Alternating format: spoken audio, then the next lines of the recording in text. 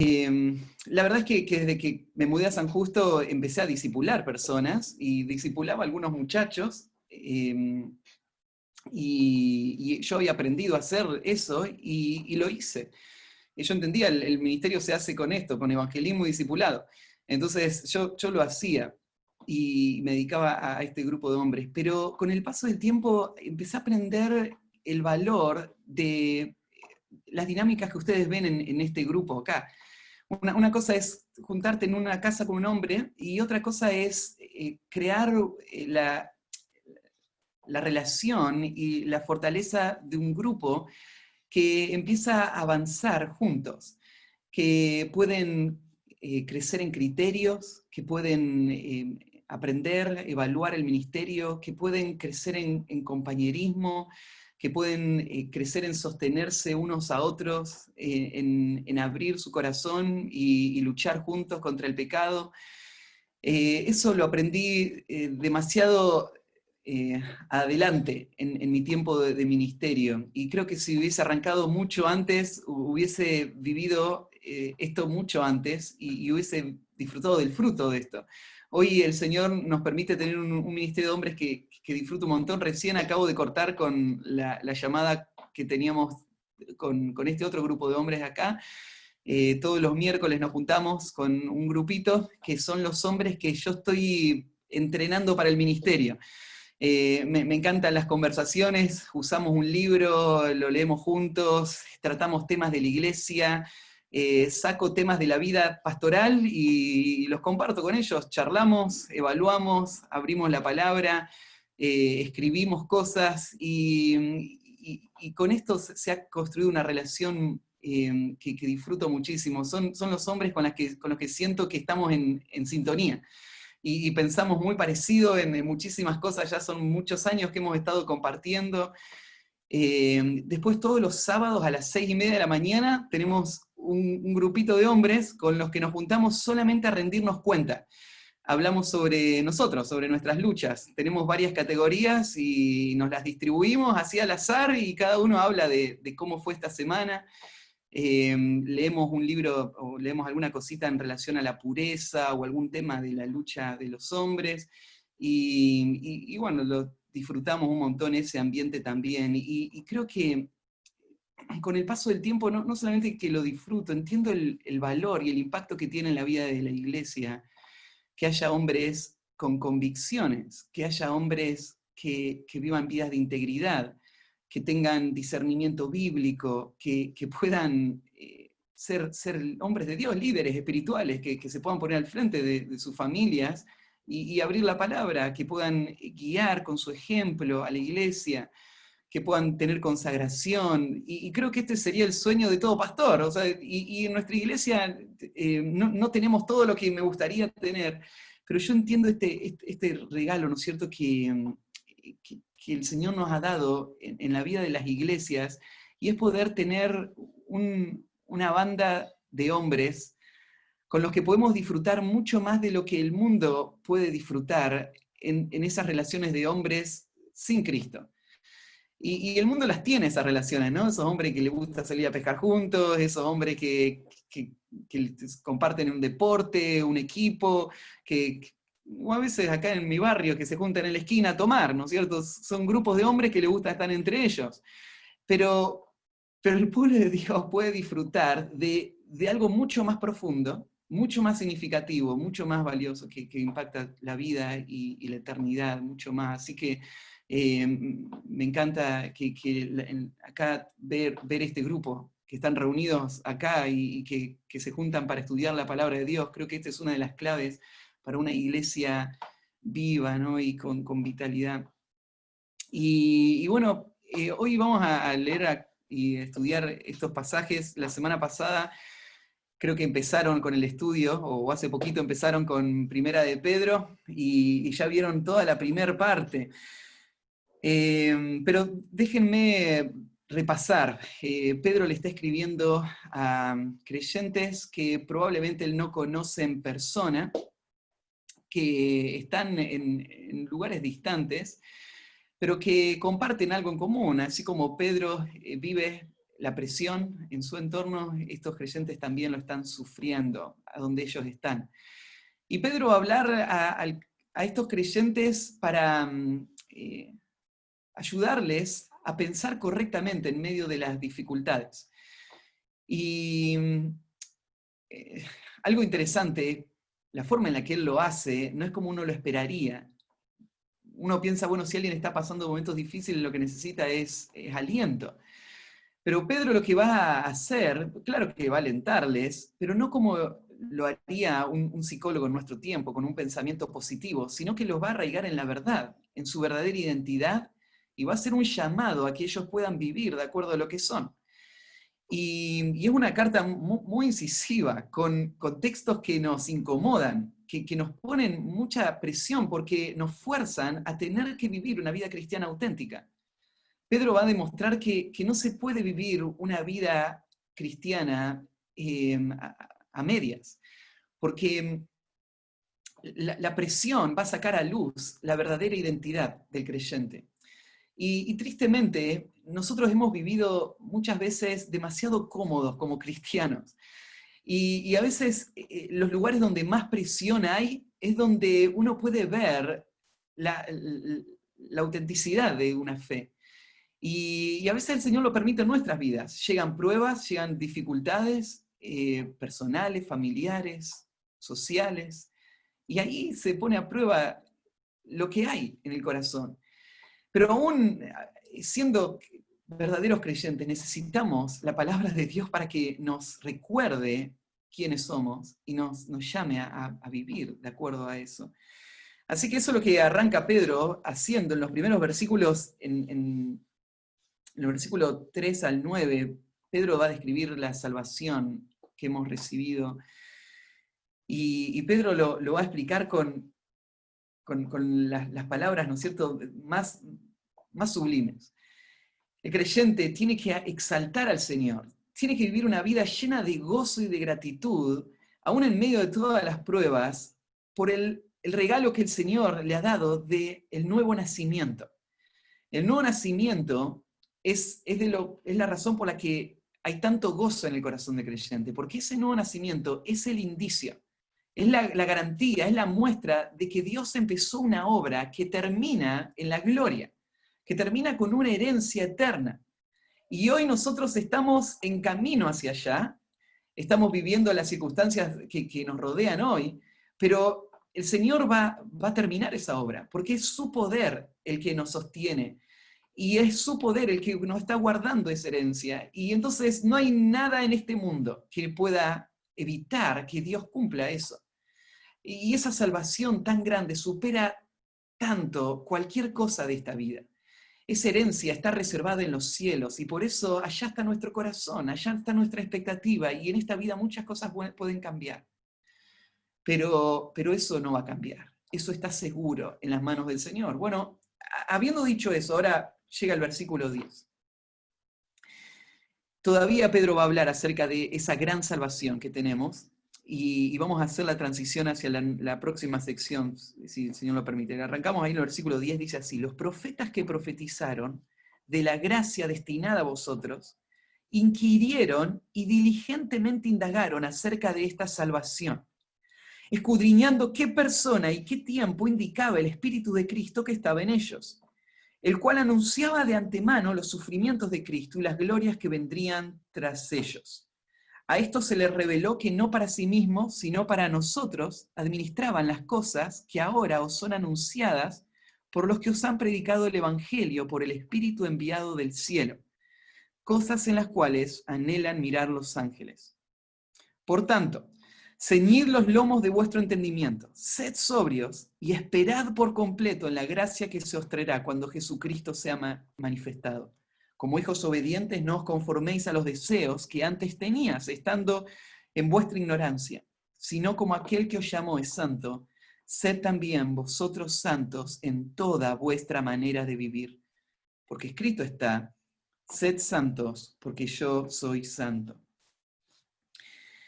Lo que vemos en el versículo 10 es que Pedro va a mostrarnos 3 testigos que testifican de esta gran salvación que hoy tenemos. O sea, el creyente vive en este mundo como uno despreciado. Si uno lo mira al creyente en este mundo, el creyente no va a sobresalir. Bueno, va a ser, claro, luz en este mundo, pero en este mundo muchas veces no nos damos cuenta. ¿Se acuerdan? Muchas veces pensamos, bueno, ser cristiano es lo mejor que nos podría pasar de todas maneras. Aunque el cristianismo no sea verdad, ser cristiano es lo mejor que podría pasarnos porque tiene muchos beneficios. Pero Pablo no piensa lo mismo. En Romanos capítulo 15, perdón, 1 Corintios capítulo 15, cuando Pablo habla de la resurrección, él dice que si Cristo no resucitó de los muertos, nosotros somos los más dignos de conmiseración de todo el mundo. O sea, si el cristianismo no es verdad, el cristiano es el más miserable de este mundo. Porque el cristiano ha renunciado a este mundo. Él ha muerto a este mundo. Él no mira las cosas de esta vida, él no ama este mundo ni las cosas que están en el mundo. Él mira en las cosas de arriba y vive para una vida que si el cristianismo no es verdad, todo eso es falso. Y entonces él puso su esperanza en algo que no es verdad y que no va a dar nada.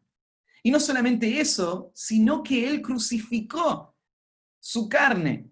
Él murió a este mundo. Él murió a todo lo que es importante para este mundo, para poder vivir para el Señor, un Señor que es falso y que no existe si el cristianismo es falso.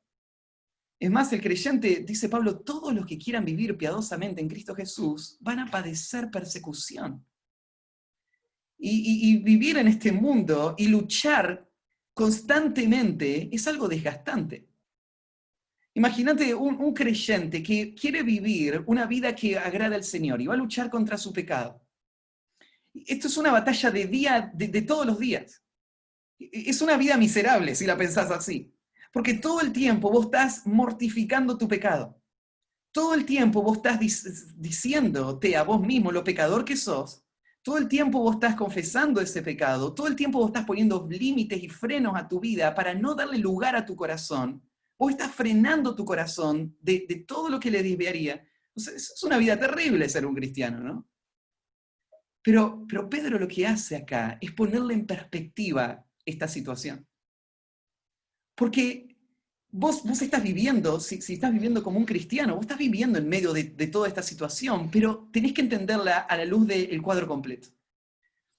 Y Pedro dice, el propósito de la carta es que vos entiendas que esta es la gracia de Dios. La gracia que hemos recibido de la salvación, que aparece ahí en el capítulo 5 al final, ¿no es cierto? El resumen de toda la carta es esto. Yo les escribí para que entiendan que esta es la gracia del Señor. Ustedes están en esa gracia. ¿Pero de qué gracia me hablas? Bueno, la gracia de todo lo que Dios quiere incluye un periodo de purificación. Incluye que vos seas limpiado para que puedas heredar lo que Dios tiene preparado para vos. Pero antes de que llegue ese día, hoy estamos en el momento del juicio. Al final del capítulo 4 dice que es necesario que el juicio comience primero por la casa de Dios. Eso es lo que está pasando ahora. Lo que Dios está haciendo ahora, Dios está purificando a su pueblo y preparándole para la gloria. Después que purifique a su pueblo y lo prepare para la gloria, lo próximo que viene va a ser el juicio de todas las naciones y la justicia perdurable. Y su pueblo va a estar en gloria para siempre. Entonces, las cosas no son como parecen. Parecen que el impío prospera hoy, ¿no es cierto? Y que el santo es la peor opción de esta vida. Pero a la luz de la realidad, Pedro dice, no, ustedes tienen un tesoro. Tienen que entender lo valioso que es ese tesoro. Tienen que entender lo valiosa que es la salvación en la que hoy están. Y por eso trae ahora estos tres testigos. El primer testigo son los profetas. Lo que va a decir Pedro es esto. La salvación que hoy ustedes disfrutan es el eje de toda la historia de la revelación bíblica. Desde que por primera vez Dios habló de sus propósitos futuros de redención, todo se refería a este tiempo. todos los profetas que hablaron desde los tiempos antiguos, todos hablaron sobre algo de lo cual no iban a participar. Pero ellos hablaron de eso. Y no solamente hablaron de eso, sino que lo indagaron, lo escudriñaron. Esta fue la pasión de su vida, entender la gran salvación que Dios un día iba a traer. Tan preciosa es la salvación que a esto se dedicaron ellos, a tratar de escudriñar y entender y estudiar en las Escrituras esa salvación futura. Una salvación que ellos mismos no iban a participar en la misma forma que hoy nosotros tenemos. Pedro está mostrándonos el privilegio que tenemos de vivir de este lado de la cruz, de vivir en este lugar de la historia, y esta salvación que el Señor nos ha dado. Y fíjate cómo lo presentan. Los profetas que profetizaron de la gracia destinada a vosotros inquirieron y diligentemente indagaron acerca de esta salvación, escudriñando qué persona y qué tiempo indicaba el Espíritu de Cristo que estaba en ellos.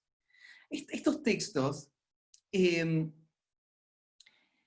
quiero aclarar un concepto en este texto. Cuando los profetas escribían las profecías, ellos escribían conscientes de lo que estaban escribiendo. Nosotros cuando estudiamos la clase de bibliología en el instituto, nos enseñaban este principio, que la inspiración significa no que Dios les dictó a estos hombres lo que tenían que escribir.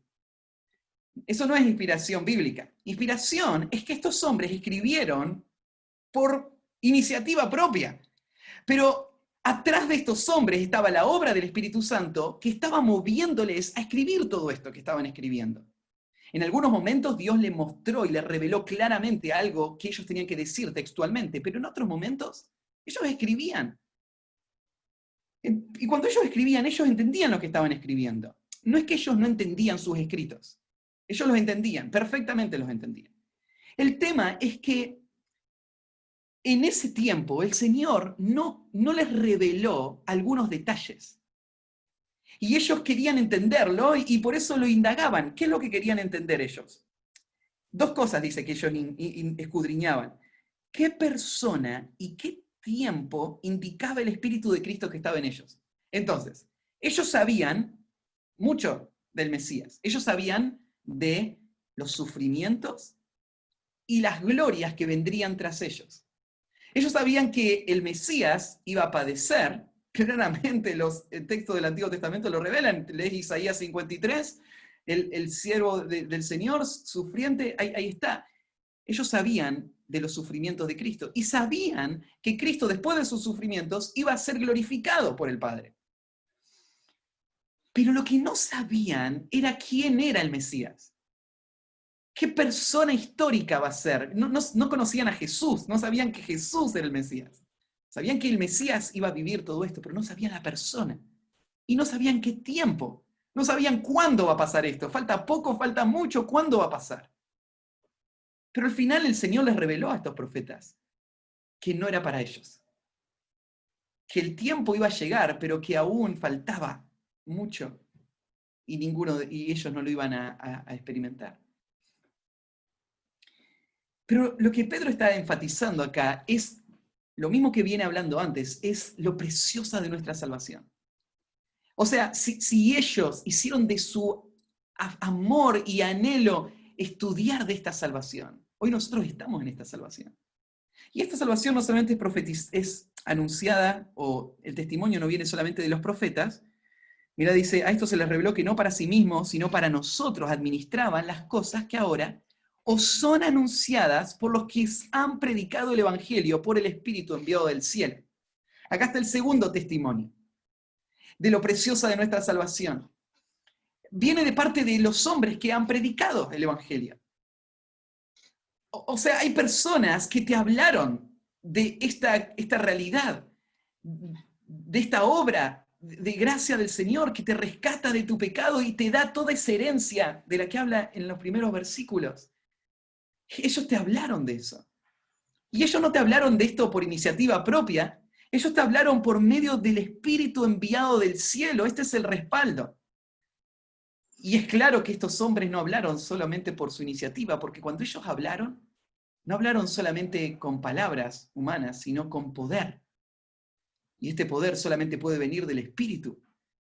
Y cuando ustedes escucharon el Evangelio, el mejor testimonio que tenés para saber que esta salvación es real y es preciosa, fue tu conversión. Fue haber escuchado la predicación del Evangelio con poder del Espíritu Santo que transformó tu vida y hoy vos estás acá. Ese es el testimonio, los que les predicaron el Evangelio. Y el tercer testigo, o respaldo, ¿no es cierto?, para el tesoro que representa esta salvación en la que estamos, mira lo que dice, cosas en las cuales anhelan mirar los ángeles. Esta salvación que Dios diseñó para nosotros es tan preciosa, es tan valiosa, que Dios la usa para instruir a los ángeles. Este texto es un texto tal vez un poco extraño, que te choca, ¿no es cierto? Porque nunca lo pensaste de esta manera, pero este texto no es un texto solitario. Tenemos otros textos en el Nuevo Testamento que respaldan esto mismo, que los ángeles del cielo son testigos del obrar de Dios en la iglesia. Y que Dios usa la iglesia para mostrar su sabiduría a los ángeles. Y los ángeles se asombran de la obra de Dios de salvación en nuestras vidas. Ya sé que vos a veces pensás que estás solo, que nadie te ve, pero si pudieras correr la cortina espiritual y mirar lo que hay atrás, te darías cuenta que vos estás todo el tiempo parado en el centro de un escenario, con todos los reflectores apuntándote. El escenario está oscuro y no ves a nadie ahí. Pero si prenderían las luces, hay miles de personas mirándote a cada instante. En realidad no son personas, son seres espirituales. Tenés miles de ángeles que están observando la obra de Dios, de gracia, en el pueblo de Dios. Así de preciosa es la salvación que vos hoy tenés. Ahora nosotros corremos con el peligro de menospreciar la salvación. ¿Y cuál es el problema de menospreciar la salvación? ¿Qué pasa cuando una persona no piensa de esta salvación como algo tan glorioso? Bueno, esto va a impactar su vida, ¿no? Va a impactar su comportamiento. Va a impactar la forma en la que él va a pensar de sus circunstancias. En vez de él tener esperanza y gozo futuro, él va a mirar a su alrededor y va a pensar que todo es oscuro, que todo es trágico, que todo es terrible por las cosas que están pasando a su alrededor, y él no va a poder tener una perspectiva eterna si no ve lo valioso de su salvación. Si él no ve lo valioso de su salvación, él no va a tener el incentivo para luchar con el pecado, el incentivo para ser distinto a este mundo, para vivir una vida apartada de este sistema, apartada de los deseos de este mundo, para vivir para el Señor. Si él no tiene gratitud en su corazón, es la gratitud la que nos lleva a servir al Señor y a vivir para Él y entregar nuestra vida para Él. Entonces, uno de los grandes problemas del cristiano es no vibrar por la salvación que ha recibido. No tener un corazón que rebalse de expresiones, de gratitud, de alabanza al Señor. Vemos apatía en el pueblo de Dios. Nos ponemos a cantar y da lástima a veces, ¿no es cierto?, mirarle la cara a los creyentes o ver la forma en la que se expresan, ¿no es cierto?, porque parece que no hay gozo, no hay gratitud. Y la razón, no valoran la salvación, no entienden lo grandiosa que es. Y ahí es donde todo comienza. Por eso Pedro lo que arranca a estos creyentes atribulados es levantando sus ojos para que miren el privilegio que han recibido, el tesoro.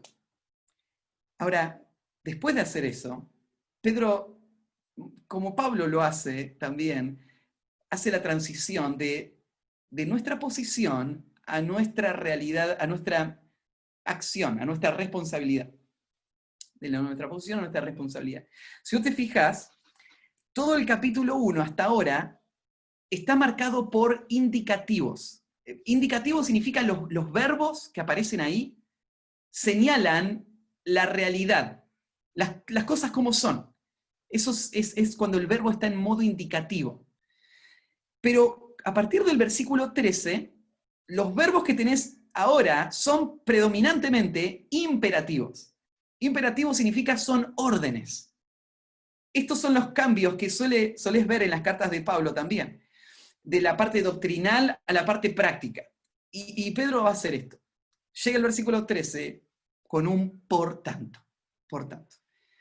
Si es que vos entendés la salvación en la que estás, la gracia en la que estás, ahora no podemos ser indiferentes. Ahora debemos responder a esa salvación de una forma digna del Evangelio, de una forma que corresponda a esa gran salvación. ¿Y cuál sería esa forma? Por tanto, ceñid los lomos de vuestro entendimiento, sed sobrios y esperad por completo en la gracia que se os traerá cuando Jesucristo sea manifestado. En el español vos ves tres conceptos: ceñid los lomos, sed sobrios y esperad por completo. En el texto griego vos notarías que el énfasis central, la actividad central, es esperar por completo en la gracia. Y los otros dos conceptos acompañan este. Vamos a esperar en la gracia de esta manera, ciñendo nuestros lomos y siendo sobrios.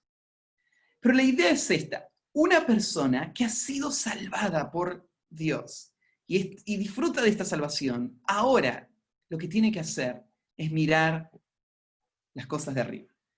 Lo que tiene que mirar es mirar hacia adelante, lo que viene por delante.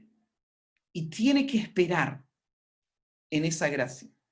Ahora vamos a ver un poquito más sobre esto de esperar en esa gracia, pero déjenme arrancar con estos primeros dos. Ceñid los lomos de vuestro entendimiento, sed sobrios.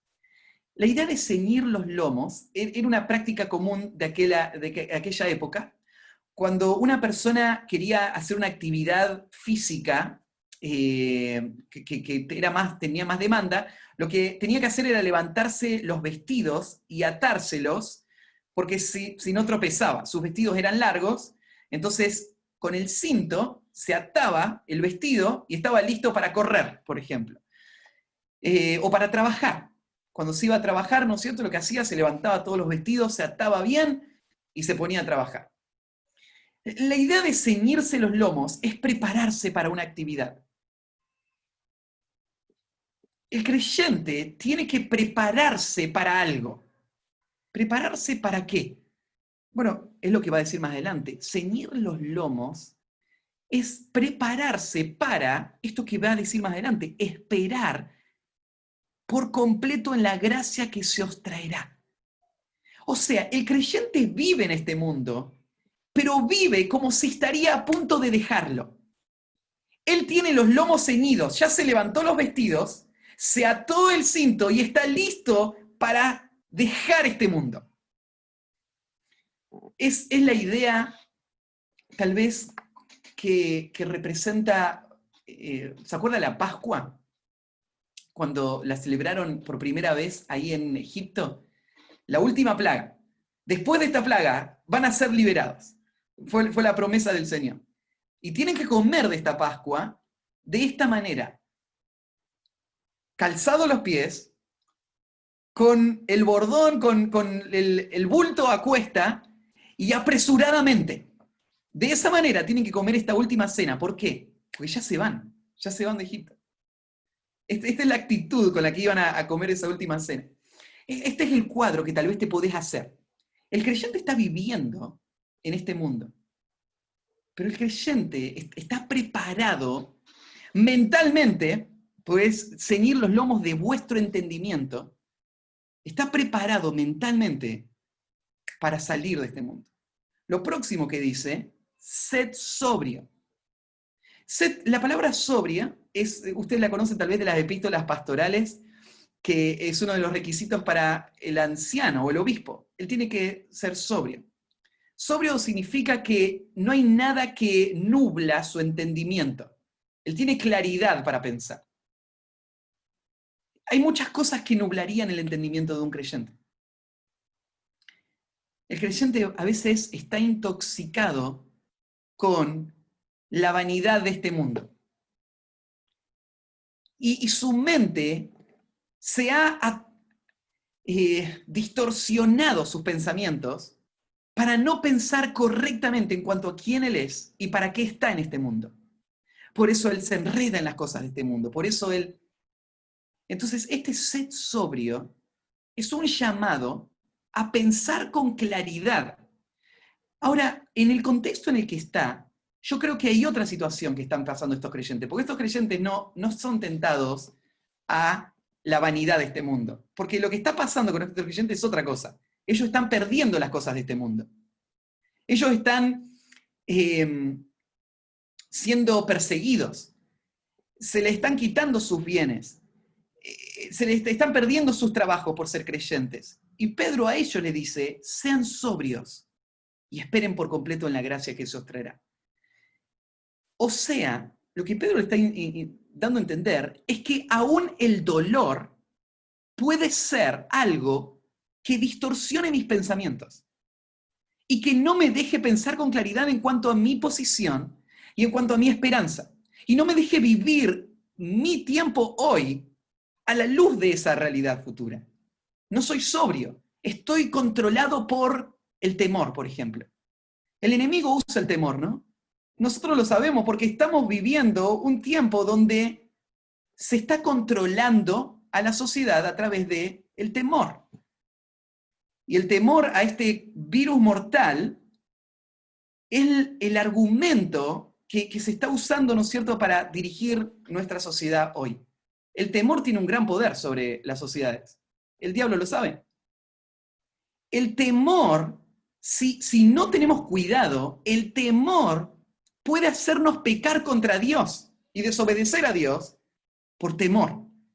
El temor puede llevarnos a toda clase de malas decisiones que afectarían nuestra vida y nuestra eternidad. Entonces, Pedro le está insistiendo, sean sobrios, piensen con claridad. De estas dos maneras, entonces, ciñendo los lomos y siendo sobrios, ellos deben esperar por completo en la gracia que sostraerá cuando Jesucristo sea manifestado. Me encanta que Pedro agregue esa palabra, esperen por completo. Si yo les preguntaría a ustedes si ustedes quieren que el Señor venga, claro, sería la respuesta correcta, sí, que venga el Señor. Pero muchas veces el creyente vive como si el Señor nunca fuese a venir. Hay veces donde hasta la actitud del creyente parecería mostrar que si el Señor vendría, más bien interrumpiría sus planes, que cumpliría sus anhelos. No falta, ¿no es cierto?, el soltero que dice, Señor, espera hasta que me case antes de venir, ¿no es cierto?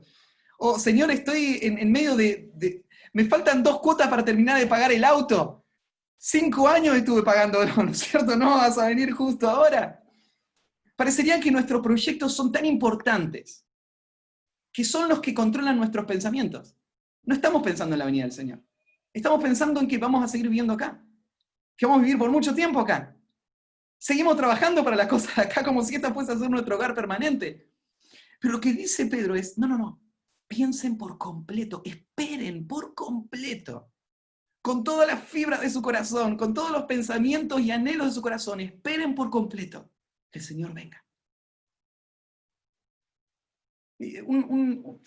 Ustedes saben que Pedro es un libro que es muy parecido a Santiago. Hay muchos paralelos.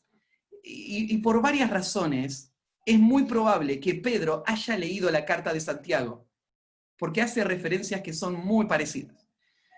Y Santiago se escribió mucho tiempo antes, se escribió cerca del 40 y Pedro después del 60. Entonces, Pedro probablemente lo leyó primero de Santiago. Miren en Santiago, capítulo 5, cómo él habla de este principio. Versículo 8. versículo 7, por tanto, hermanos, tened paciencia hasta la venida del Señor. Mirad cómo el labrador espera el precioso fruto de la tierra, guardando con paciencia hasta que reciba la lluvia temprana y la tardía. Tened también vosotros paciencia y afirmad vuestros corazones, porque la venida del Señor se acerca. Esta es la actitud del creyente. Está siendo perseguido. Si vos mirás del versículo 1 al 6, situaciones parecidas. Presión, injusticia, maltrato. Tengan paciencia. Esperen al Señor. Ahí se va a completar todo lo que el Señor tiene para ustedes. Entonces nosotros vivimos en medio de circunstancias cambiantes, pero nuestra mirada tiene que estar puesta en la venida del Señor, si es que creemos en la salvación. La verdad es que la forma en la que esperamos y anticipamos la venida del Señor demuestra realmente la realidad de nuestra fe. Porque la pregunta es, ¿creemos verdaderamente en la esperanza futura o no? Si lo creemos o no, se va a notar en la forma en la que vamos a vivir. Y Pedro dice, bueno, por tanto, esperen por completo. Después el versículo 14 va a añadir otro concepto. Frente a la salvación tan grande que tenemos, como hijos obedientes, no os conforméis a los deseos que antes teníais, estando en vuestra ignorancia. Pedro da por hecho que estos creyentes son hijos obedientes. Cuando dice como hijos obedientes, no está dando esto como una orden. Está asumiendo, esto es lo que ustedes son, ¿no? ¿Son hijos obedientes? Y claro, porque la obediencia marca la vida espiritual. La no obediencia es un muy mal síntoma en una persona. Porque la obediencia es la marca de un creyente. Mirá en el versículo 2, capítulo 1, versículo 2 de Pedro. Dice que fuimos elegidos según la presencia de Dios Padre en santificación del Espíritu para obedecer y ser rociados con la sangre de Jesucristo. La palabra ahí, obedecer, nosotros la tenemos como si fuese a ser un verbo en infinitivo. Pero en el griego, la palabra obedecer no es un verbo, es un sustantivo. Es obediencia, hacia obediencia. O sea, lo que está diciendo Pedro es que el creyente fue elegido para ser traído a un nuevo entorno, a un ámbito que se llama obediencia. El creyente fue traído a la obediencia. Dicho de otra manera, antes de ser creyente éramos rebeldes. Pero haber creído en el Evangelio marcó un cambio de disposición. Ahora ya no hago mi vida. Ahora ya no vivo para mis propios caprichos y deseos. Ahora hubo un cambio de disposición radical. Ahora yo soy un hijo obediente. Fui traído a la obediencia. Eso es la conversión. Hubo un cambio radical. Entonces Pedro da por hecho que somos hijos obedientes. El creyente es un hijo obediente, aunque a veces desobedece y tiene que ser corregido, pero por naturaleza es obediente. Aunque desobedece. ¿Sí? Como hijos obedientes, y acá viene, ¿cómo debería vivir un hijo obediente? No se conformen a los deseos que antes tenía, estando en vuestra ignorancia. La batalla con la que el creyente tiene que luchar se ubica en el ámbito de los deseos. Vamos a ver, este próximo llamado tiene que ver con la santidad. Si recibimos una salvación tan grande, tenemos que vivir una vida santa. Pero para vivir una vida santa, tenemos que entender dónde está el conflicto. El conflicto está acá.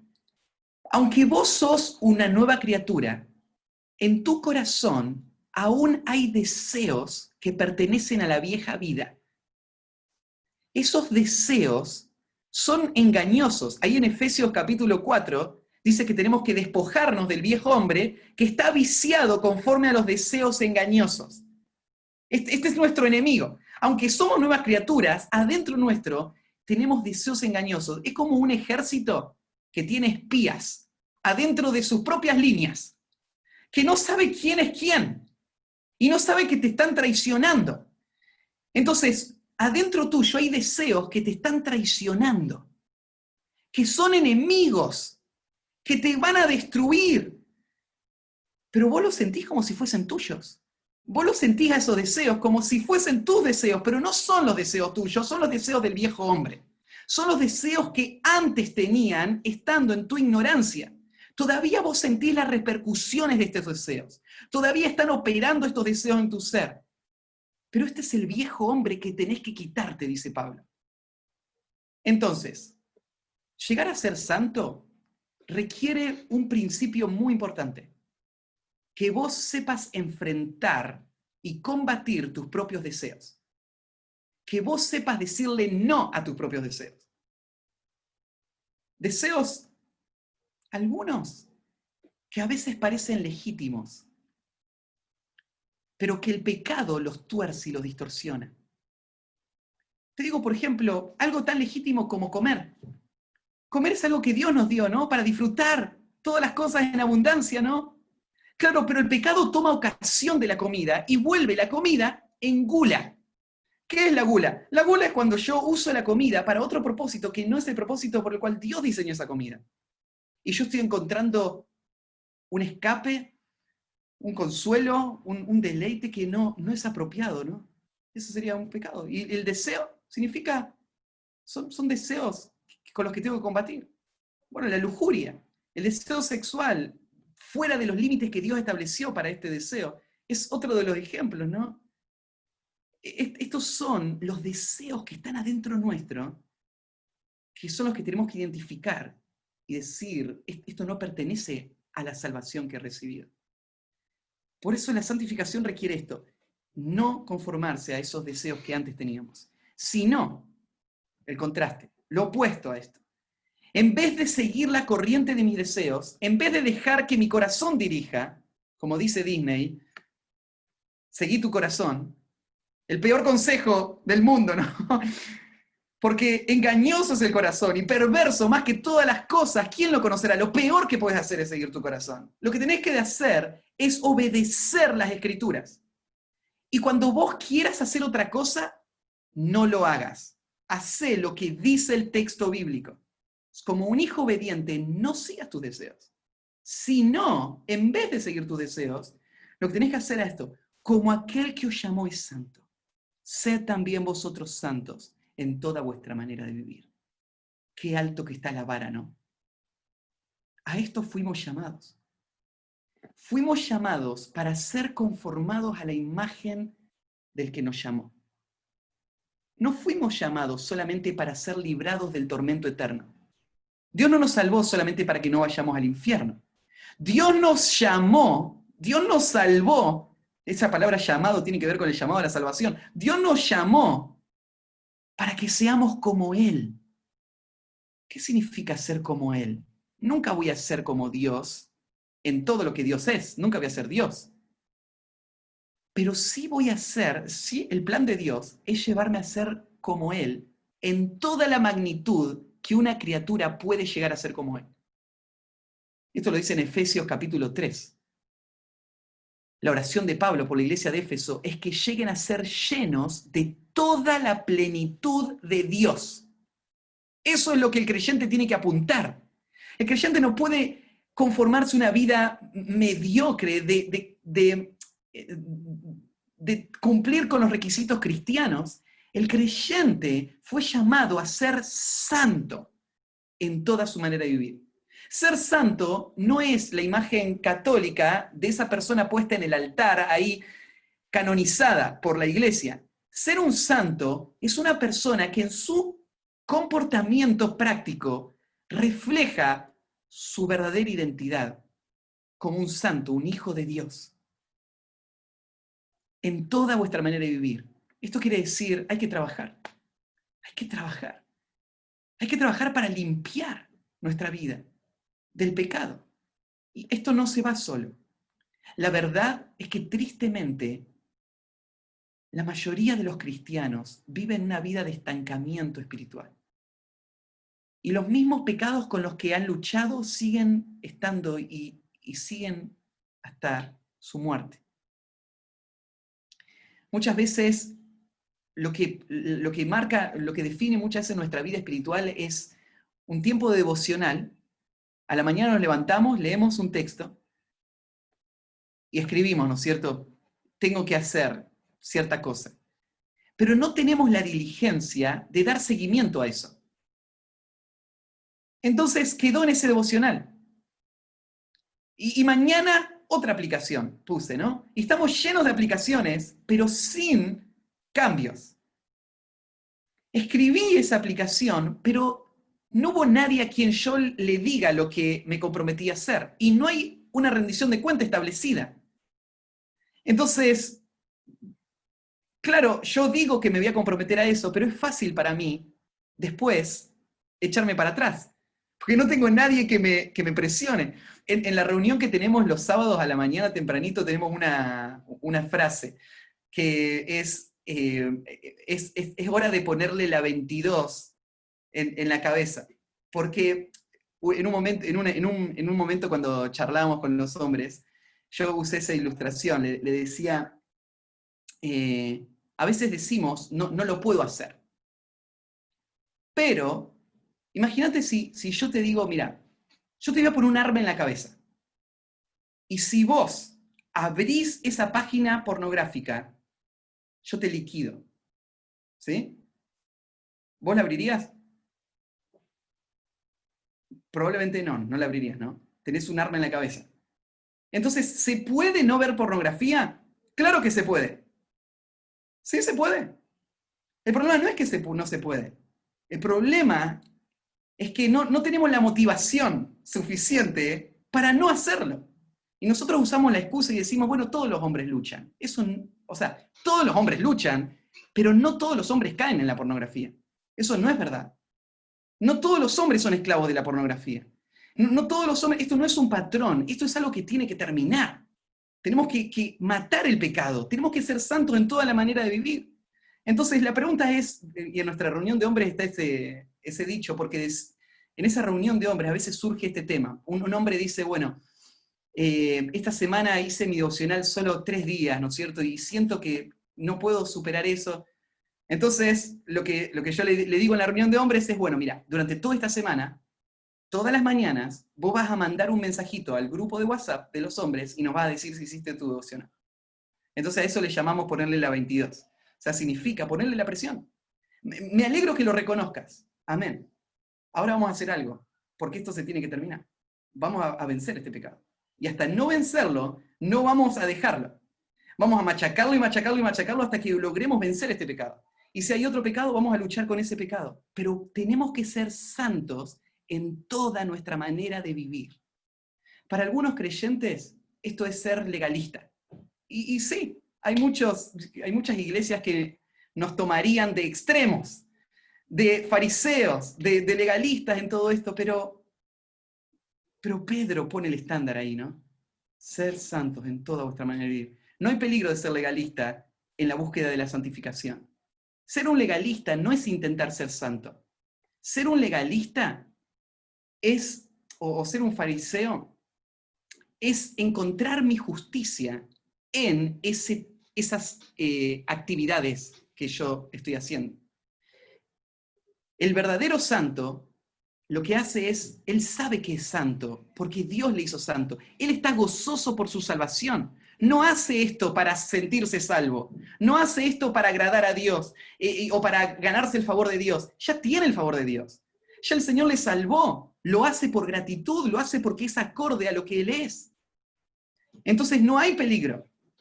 Hay que entregarnos a esta tarea de lleno. Hay que trabajar. Hay que ser extremos en esto. Sed santos en toda vuestra manera de vivir. Pero la pregunta es, ¿por qué lo haría? Lo haría solamente si yo entiendo la magnitud de la salvación que el Señor me dio. Por eso es que Pedro puso esa base al comienzo. Y ahora van a empezar las implicaciones. Y van a seguir, ustedes van a seguir estudiando. Ahí tenemos que terminar. El último texto, ¿no es cierto? Dice, porque Cristo está, sed santos, porque yo soy santo. Y Pedro toma la Escritura como la base de autoridad. Mira, esto no es lo que siento, lo que pienso. ¿Somos hijos obedientes? Bueno, obedezcamos esto. Sed santos, porque yo soy santo. Ahí está. Eso tenemos que hacer y entregarnos a esa tarea. Y hombres, esa es la principal función. Claro que hay muchas tareas que hacemos y nuestra vida repercute en la vida de muchos otros, pero no hay nada más importante que vos puedas hacer que dedicarte a la santidad. Mira, no hay regalo más grande que vos le puedas dar a tu familia que vos seas como Cristo. Que vos seas como Cristo es el regalo más grande que vos le podés dar a tu familia. Es el regalo más grande que vos le podés dar a tu iglesia, al entorno en el que estás. Ser santo. Eso va a bendecir a muchas personas. Así que bueno, vamos a orar. Ahí terminamos. Se fue el tiempo ya. Padre, gracias por tu palabra. Y Señor, te alabamos a ti por lo que has hecho. Porque, Señor, somos pecadores que estaríamos hoy en el mismo camino de perdición que todos los demás. Estaríamos esclavos de nuestro pecado y viviríamos una vida ajena de todo esto que acabamos de ver. Pero tu gracia un día llegó, el Evangelio llegó, nos fue predicado y llegó con poder y tu Espíritu trajo convicción y salvación. Señor, ¿cómo podemos seguir iguales? Ayúdanos, Señor, a vivir de acuerdo a esa salvación. Tráelo a nuestra mente. Arraiga nuestros pensamientos en tu salvación para que traiga ese fruto de esperanza, de santificación. Ayúdanos, Señor, a honrarte a ti, a llevarte gloria en todo lo que hacemos. Y te pido por este grupo de hombres, sigue haciéndoles crecer, profundizar y trae muchos más, Señor, que puedan traer gran bendición a sus familias, a sus iglesias también. En el nombre de Cristo Jesús, amén.